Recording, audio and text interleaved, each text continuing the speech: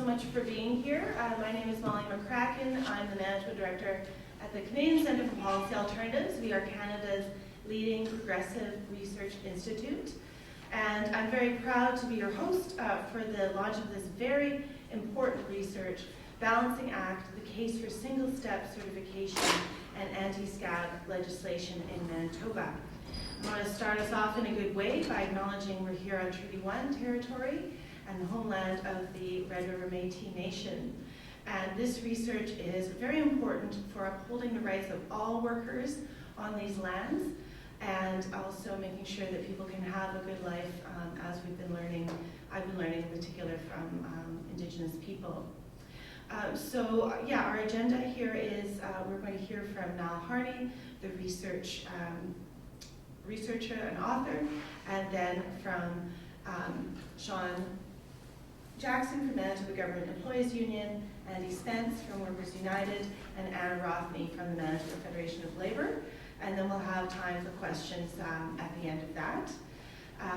I also want to acknowledge the funding for this research is from the Manitoba Research Alliance Shirk Partnership Grant. Thank you so much. And thank you to all our labour partners and workers who are here in the audience today. So I'll proudly introduce Mal Harney, who's our senior researcher and holds the Arrow Black Chair in Labour Issues, to present the research.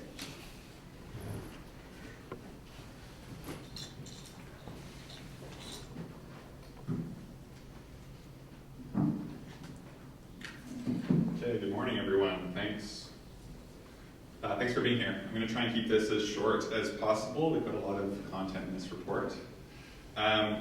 So Balancing Act, the case for single-step certification and anti-scab legislation here in Manitoba. So there are three main pieces to this report. One is a literature review studying the effects of card check, or what's called single-step union certification, and anti-scab legislation across Canadian provinces. The second is a review of some of the quantitative data around card check and anti-scab legislation here in Manitoba. What do we know from previous experience, and what can we find out from labor statistics? And then we're using some first-hand accounts from workers who've been involved in union organizing drives, who have experience with replacement workers, to understand what's the experience on the ground here in Manitoba.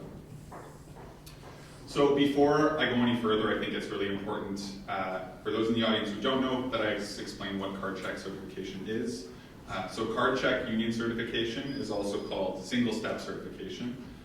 So what this means is, under this legislation, when workers in a shop sign union cards from a certain share of the workers at a workplace, and those cards are delivered and verified by the Labour Board, then the union is automatically certified. This was the standard form of union organizing across Canadian provinces up until the 1970s, when it started to be repealed by anti-union governments. Card check was repealed here in Manitoba in 2016 and replaced with a two-step process that involved unions first signing those union cards and then having to express their will to join a union a second time by going through a secret ballot vote. So what we're advocating for is the reinstatement of card check union certification. So anti-scab legislation. This has been advocated by the labor movement for a very long time. It's also called anti-temporary replacement worker legislation. This prevents employers from hiring new workers to replace unionized staff who are either on strike or locked out during a strike. This has become important in Manitoba, particularly as we saw the use of replacement workers in multiple strikes last year. And so anti-scab legislation has been in effect in Quebec and British Columbia for decades. And anti-scab legislation was introduced at the federal level in 2023. So the approach that we take in this report is we really wanted to rely on first-hand accounts to understand what are the effects of a much less simple union certification process, as well as an openness to replacement workers on the ground in Manitoba. So we conducted 12 semi-structured interviews with union workers, with union organizers, and with union officials in Manitoba. All participants had experience with either an organizing drive or replacement workers in the last 10 years. 5 participants were from the public sector, and then 7 participants were from the private sector. So what did we find? First of all, we found that the repeal of card check union certification in 2016 led to a decline in the overall level of union certification across the province. So less people are joining unions, and it's harder to join a union once card check was repealed and replaced with two-step certification. So here in Manitoba, we looked at 5-year averages going back to 2010, and we found that between 2010 and 2016, there was an average of 38 applications to form a union every year. From 2016 to 2022, that dropped to 28. And the percentage granted dropped from 63% to 58%. And this is consistent with research we see across the country. When two-step certification is brought in and replaces single-step, the number of unions that are formed goes down because of the levels of intimidation and reprisal that we're going to talk about later on. In terms of replacement workers, we found that the use of scabs of replacement workers was a commonplace issue in Manitoba. Reviewing strikes going back to 2016, we found that replacements were hired in 34.7% of strikes since 2016. This is higher than many people expect, and this is some of the first research to look at exactly what the percentage is of replacement workers, or what's the percentage of strikes where replacements are hired. We also found that strikes involving replacement workers lasted twice as long as those without. So that's 45 days was the average length of a strike involving replacement workers in Manitoba, compared to 23 days for strikes that didn't involve replacement workers. And again, this is consistent with research we've seen across the country, which finds that when replacements are brought in, it reduces the incentive to bargain at the bargaining table and ends up extending the length of strikes. We also found that replacement workers were commonly hired in low-wage, precarious, and feminized sectors of the economy. So we found that going back to 2016, replacements were hired in strikes that involved educational assistants, wholesale and retail workers, childcare workers, custodial staff, garment workers, and restaurant and fast food staff. These are sectors where worker power is really important to increase working conditions, to boost working conditions and increase wages, and the deployment of replacement workers undermines the ability of these workers to bargain fairly. So in terms of the qualitative data, what we found was that two-step certification leaves workers exposed to intimidation from employers. Workers repeatedly reported intimidation from employers during their certification drives. And these opportunities for intimidation and one-sided communication from management, as well as reprimand for union organizing activity, increased when two-step certification votes were brought in 2016. So the reason for this is when you have a two-step process, once a union brings in the union cards, once the workers bring the union card to certify the union, then management is notified that a union is being formed, and then they have a whole whack of time to start trying to intimidate or influence workers in the workplace. And this was increased by delays in certification votes. So certification votes in Manitoba are supposed to happen after 7 days, but we found consistently from the people we spoke to that these certification drives were delayed extensively, which gives management more and more time to influence workers. Under Manitoba's labor legislation, unfair labor practices are claims that can be filed to prevent employers from influencing workers in that way. But what we found were delays in certification votes, as well as difficulties filing unfair labor practice claims, prevented workers from using the existing legislation to protect themselves from employers who are opposed to union certification. So these delays were commonplace, and we found that because workers need to bring in documentary evidence or testify against their employers, that many people felt they were unwilling to do that because they didn't want to stand up against their boss, because many of their colleagues had already experienced intimidation or reprimand from their employers. So this is a common issue.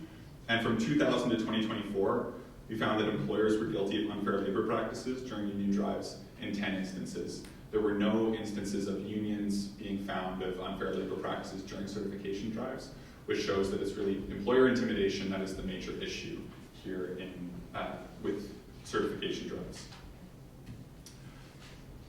In terms of replacement workers, the workers we spoke to spoke of issues with safety during strikes. These were common experiences of violence and harassment on picket lines. Workers talked about being intimidated while they were on the strike or on the picket line by replacement workers who were brought in, who were yelling at them, coming and intimidating people. We also heard about unsafe work. So often replacement workers are brought in, they're untrained and can have issues with safety on the job. So this was a common concern that was brought up about the use of replacement workers. As well, we heard a lot of workers talk about damage to labor management relations. So in a lot of cases, replacement workers are brought in for a higher wage than the employer is willing to offer those workers themselves, or the original workers were there themselves. This created a sense of injustice for the workers who noted that there was a persistence of this negative impact following the resolution of bargaining, and many people reported quitting their jobs after scabs had been brought in. Finally, the summary of our report is we found that two-step union certification leaves workers vulnerable to intimidation from employers. The use of replacement workers needlessly prolongs labor disputes and stokes tension within unionized work. We found that card check union certification and a replacement worker ban are fundamental to substantively upholding the right to join a union and the right to strike in Manitoba. Under Canadian labour law, we have very restrictive laws around the right to strike. And part of the bargain for unionized workers in Canada is that those restrictions of the right to strike come with clear certification rules and clear safety of the union itself. So the erosion of these rights to strike and the right to join a union have been consistent over the last few decades. And to rebalance Manitoba's labour legislation, card check, union certification, and a replacement worker ban are really important. And finally, we argue in the paper that promoting access to unionization and fair collective bargaining for workers in Manitoba brings forward huge public policy benefits. These include increasing economic equality, promoting workplace democracy, and improving working conditions on the ground here in the province. Now I'll pass it over to our next speaker.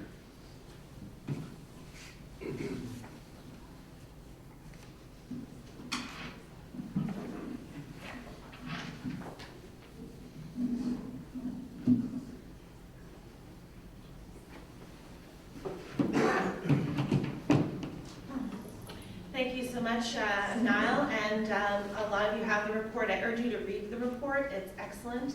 A lot of really important information, and thanks for walking us through that.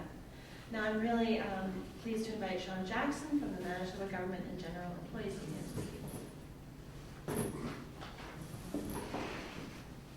Union.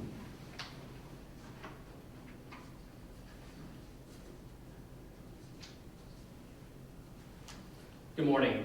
My name is Sean Jackson, and I was employed for over 10 years with Manitoba Liquor and Lotteries.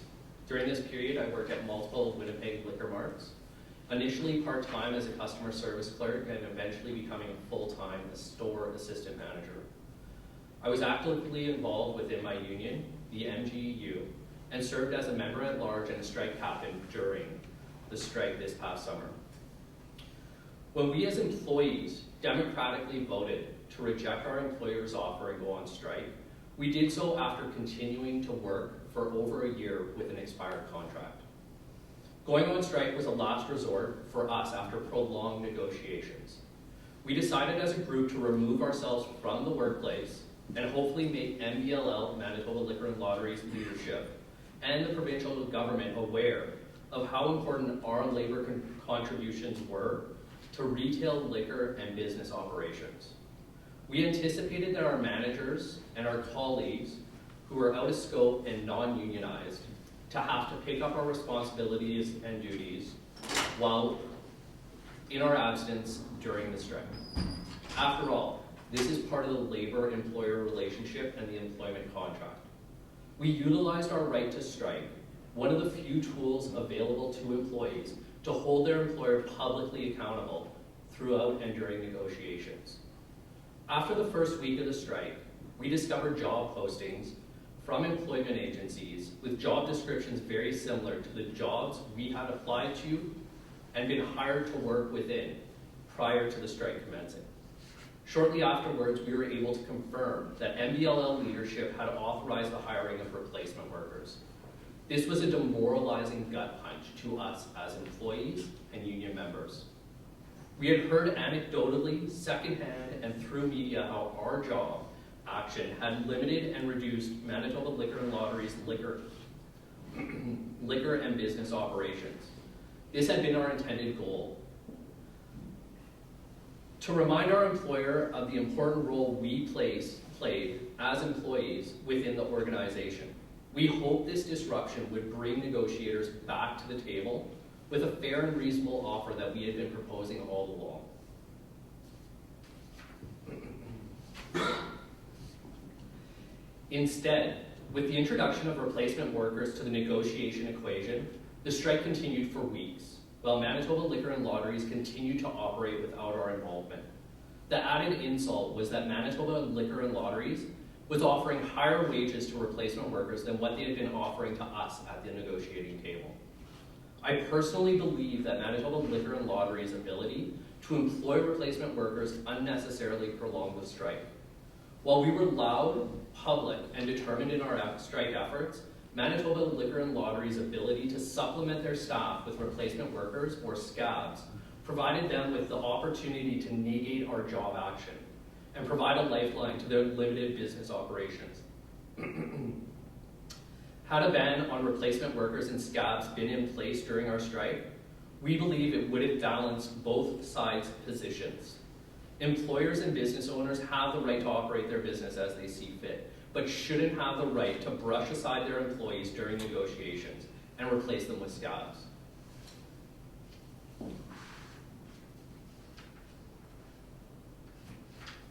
It's neither fair to employees and cuts at the core of what bargaining in good faith should mean. Eventually, our strike ended with the acceptance of a new contract.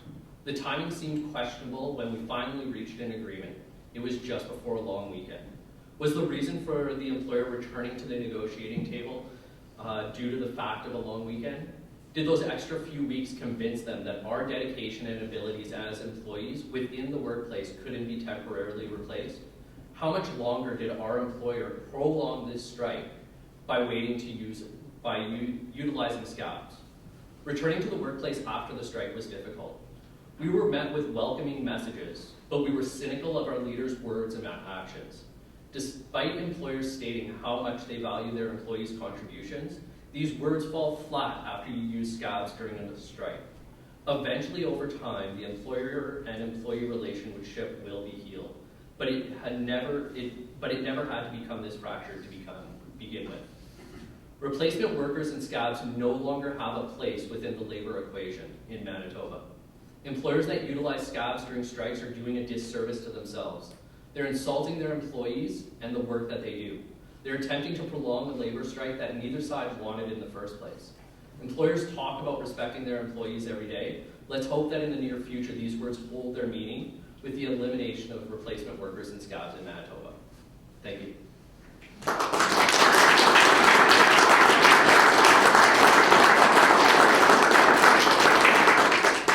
Thank you, Sean Jackson. And now I'm going to introduce Andy Spence from Workers United.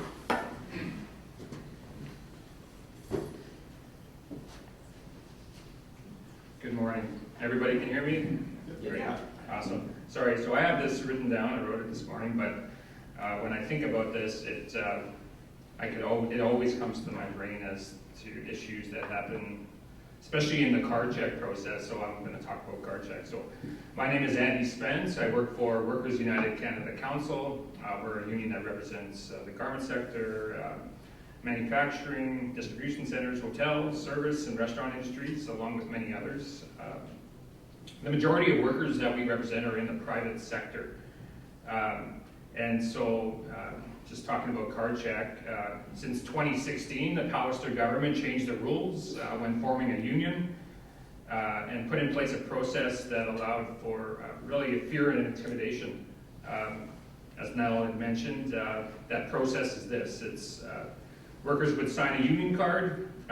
Once the workplace signs a certain amount of cards, usually it's 40% or more. Another step would be set in place, and that's a secret ballot vote. It's understood that the vote must be done within 7 days from the time the Labor Board had been made aware, and often or not, there can be delays within those 7 days. In between those 7 days, sets in place the fear and intimidation, usually by the management or companies that are on the other side of the bargaining table, really. Many times these companies are successful in persuading workers to vote against forming a union, even after they might have signed a union card. Clearly this is an unfair labor practice. However, workers don't pursue that because it's because of fear, which makes it very difficult to resolve. Workers have the right to have a union in their workplace, and if they choose to form a union, it should be free of fear and intimidation. Having the card check process in place ensures that workers can be free of any type of harassment when forming a union, and ensures that the voice is cooked. Ensures they have a voice to collectively bargain against their employer. You'll see in the CCPA pamphlet that our union, Workers United, had fought and was successful in proving employer interference. But the damage had already been done. We had dealt with workers getting fired just for speaking about forming a union in their workplace. And we had taken that to the Labor Board, and we were successful in saying that the employer can't do that. But this is the type of tactics that unions face, and then workers face, really. It's workers face in their workplace. And if we have the card check process, it eliminates a lot of that. Once they sign a card, they should be able to join the union. It's as simple as that. Thank you.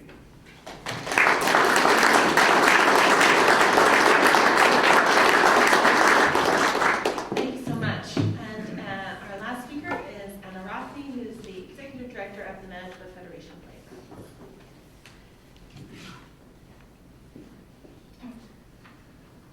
Hi, good morning, everybody. My name is Anna Rothby, and as Molly said, I'm the Executive Director of the Manitoba Federation of Labor, and today I am also the poor substitute for MFL President Kevin Rebeck, who regrettably woke up testing positive for COVID this morning, so he's protecting all of you by staying home, and he's, of course, incredibly disappointed to not be here on this important day. I'll just start by thanking Niall and Molly for organizing this incredibly important and timely report about the need to rebalance Manitoba's labor laws. And want to thank Sean and Andy for sharing their firsthand experience about how the current obstacles to joining a union and the use of replacement workers really impacts workers and their daily lives. As we know, inflation has hit working people very hard over the last few years, and Manitoba's labor movement has called on our new provincial government to take meaningful steps to rebalance our labor laws and to help workers get bigger paychecks, better benefits, and safer workplaces. We all know that the previous government tipped the scales in favor of employers, and not surprisingly, working families are now finding it harder and harder to keep up.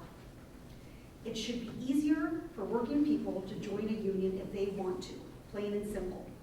If a majority of workers sign a union application card, they should get a union.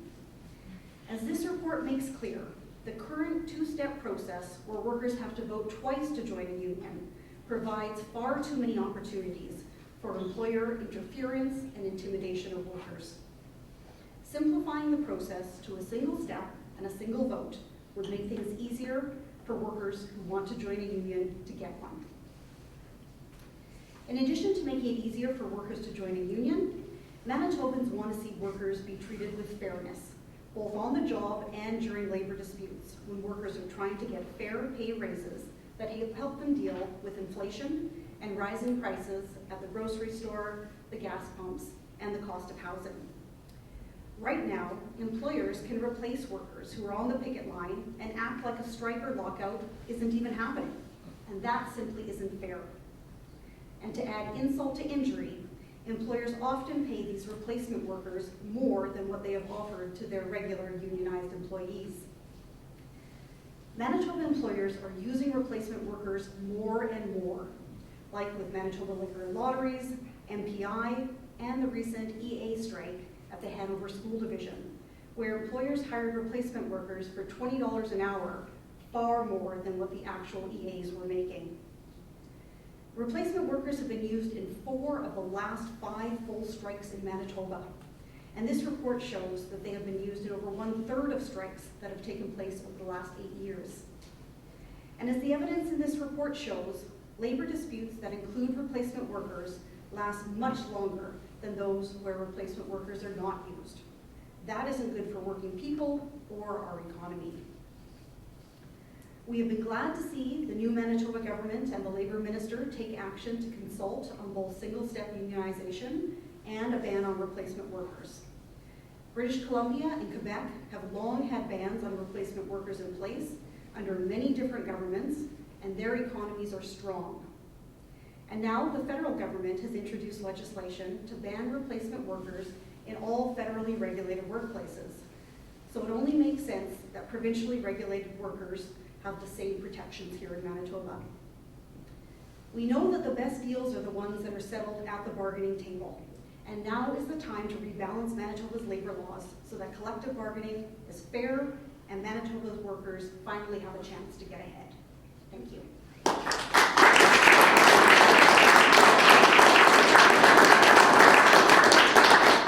Thank you so much, Anna. So we do have some time for questions, and prioritize questions from media in particular, but also welcome questions from the audience. I guess I will ask the first question. Can you give some examples of just the delay tactics used by employers during the union certification process? Sure. Maybe Andy and I can both cover this. What we found in our research was that there were typically delays around disputes over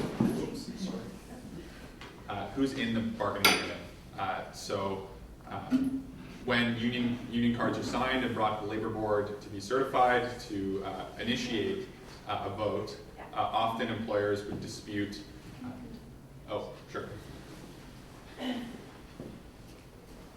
Often employers would dispute who is within the bargaining unit, and this would initiate a process where you'd have to go back and forth, check various lists, and it really extends the process by many weeks when the right time is to have a vote or whether a vote can actually be initiated, which creates many more opportunities for employers to influence workers at the workplace. And talking to Andy here, who is organizing at Canada Goose, that union certification process took 3 years in total. So this is not the 7 days that is on the Labor Relations Act. It's a very long process when these delays are brought in. Andy, did you want to speak to that? That was it. Well, I could Do you just, want to give I can double down on particular that. example? Like an example. Yeah, and just talking about particularly that organizing drive, and it also happened through COVID. I don't know if we went through a COVID epidemic and trying to organize through COVID and signing cards. I don't know if anybody knows this, but cards only last 6 months. And so you got to re-sign them to make sure that you get enough cards to send to the labor board. So the process to organizing is tough. Adding more to make it tougher as far as having a second vote when you've already signed a card, like that's, to me, that puts in place the intimidation. We've had workers that had their supervisors pull them aside and say, groups of workers pull them aside and usually speak in their own language, because we're talking about workers that are migrants as well. Speaking in their own language, asking why are they joining a union? Why are they forming a union? Don't do that, it's not a good idea. And many times people believe that. So I can imagine a lot of people here are unionized, so when you hear that makes you shake your head. It doesn't make sense. And so, again, doubling down on what Niall said. Thanks. And if an employee signed a card would the employer know if they sign that card that's being sent to the labor board? No, so under the card check certification process, what can happen is workers can sign their cards in their own spaces, under the comfort of their own homes, or you have that opportunity to organize amongst your colleagues. When you have the two-step process, once those cards are signed and they're delivered to the labor board, then the employer is notified that workers in your workplace have indicated their preference to join a union, and that's when employers start to get their backs up and start to have these closed-door meetings with their workers, use their power to influence workers. And sorry, follow-up question. Just sort of reiterate for our viewers, Niall, what's your biggest concern if we don't see a switch back to single-step verification? What's your biggest concern for Manitobans that are unionized in the province? So a big concern for us is the current system we have allows for employer intimidation to occur during union drives, which is a huge problem, and it really creates a chilling effect on unionization. So for workers who want to join a union, it's much harder for them to do so. And the use of replacement workers in Manitoba really needlessly extends the length of strikes and reduces the incentive to bargain. We want to see fair collective bargaining in the process, and we feel a replacement worker ban allows for fair collective bargaining to occur. And so going forward, we could potentially see less people join a union as a result of, if things stay status quo. If things stay status quo, we would see fewer workers joining unions. Good questions? Any other questions from media? No? From the room, any questions? We have about a couple minutes. What is the timetable we're looking at to potentially have this legislation put in place? I'm going to respond to that. Sure. Can you come? Yeah, okay.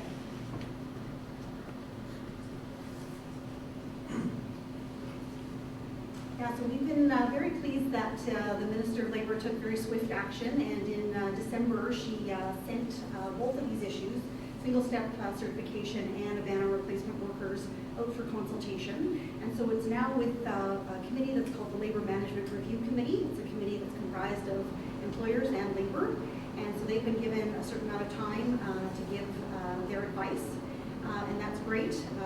We've always been pleased that the government has said that they think both of these ideas make a lot of sense, but they did want to consult, and that's fine and that's fair.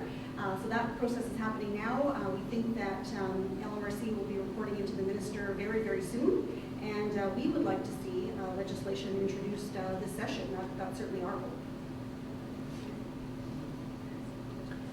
Great, well I think that's our time. We do want to give the media a chance to tell their stories, so thank you so much for coming. We're all here around to chat if there's further questions. Please